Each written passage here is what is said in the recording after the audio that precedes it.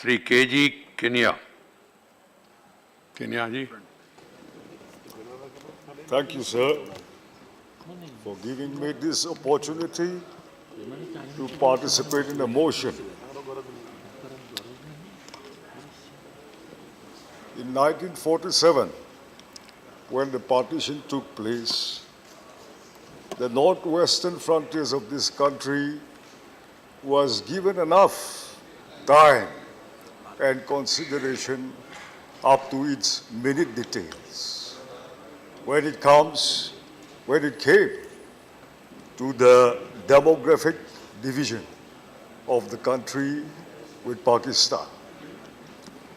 Unlike the northwestern frontiers, the northeastern frontiers were not given their due share of consideration when the partition took place. This region,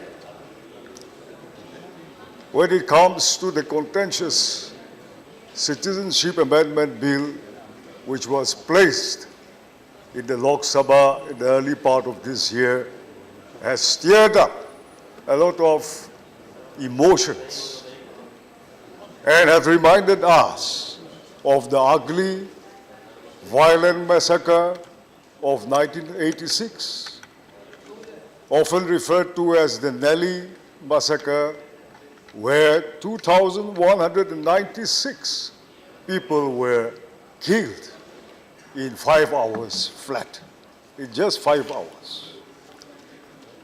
This has its history linked with the infiltrators and the illegal immigrants from the neighboring countries and regions. In order to avoid such an ugly scene again, it is for the center and the states concerned to reach a certain level of understanding where modalities and mechanisms can be worked out for each particular state in the region. Sir, you are aware that this region is embedded with chronic problems which we have inherited over the centuries. Our entry into this union has been peculiar and has not been normal or natural. You know better, in 1935, when the reform scheme was undertaken, we were not a part of it. In the first two elections of 1952 and 57 too, we were not a part of the electoral process. We entered through an agreement which is often referred to as the 16 points agreements of 1960. So you understand that this region is peculiar and hypersensitive. My state, Nagaland, is often referred to as the political nerve center of the entire region. We have with us bundles of history behind. And along with us, the peculiarity of the entire regions Can I have your time, please? in the 6 states contiguous to us has also shared the same sentiments and history. Sir, when the President in his address referred to regional imbalance, I think he also means the balance of time in the proceedings of this House.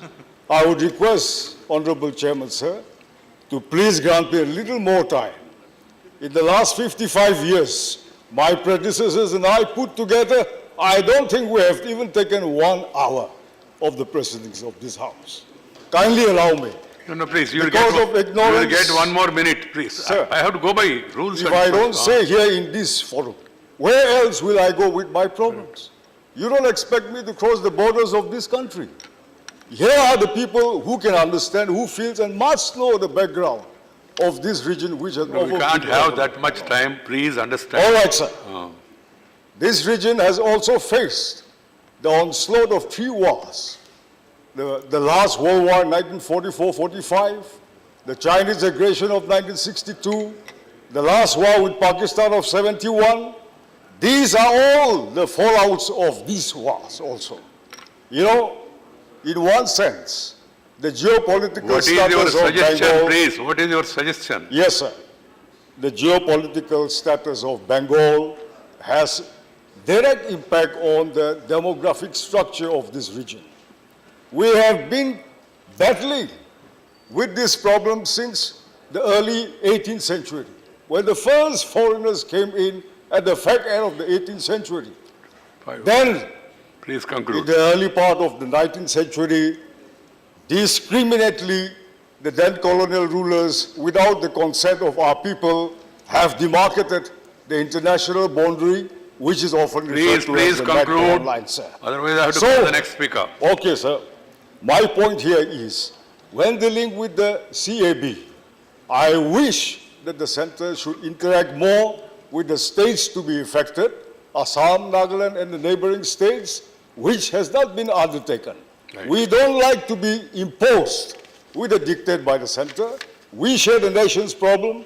Nation's problems are our problem, but the nation must first think of its own citizens' welfare interests Thank you, Kenyaji. before thinking of bringing in foreigners from outside. Thank you very One last point, sir, you please, just 2 seconds. I did not find our Honorable President a mention made for the peace talks, which is a high-profile peace process in this country. 22 years on, 2.5 decades, sir.